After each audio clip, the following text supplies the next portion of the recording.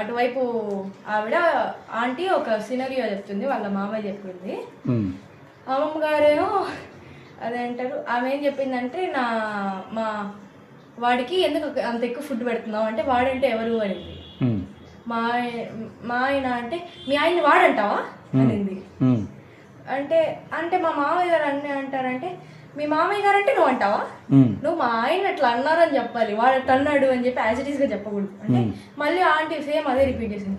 అదిగో మళ్ళీ అంటున్నావు, నువ్వేం అసలు అనేది వాడు వీడు అనేది అనింది.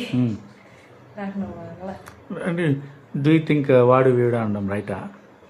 I don't think so, but she shouldn't say what other people should say. And also she was explaining a scenario కదా, ఏమి యాంగ్రీగా అట్లా తిట్టేలేదు కదా. సెనోరియో ఎక్స్ప్లెయిన్ చేసేటప్పుడు I think it's a little extract.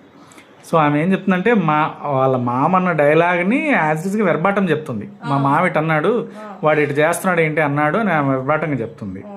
దాన్ని కూడా ఆంటీ మీ మామ చెప్తున్నా సరే నువ్వు వాడు అన్నాడు అన్నది అనకూడదు అని అంటుంది. అంతేనా?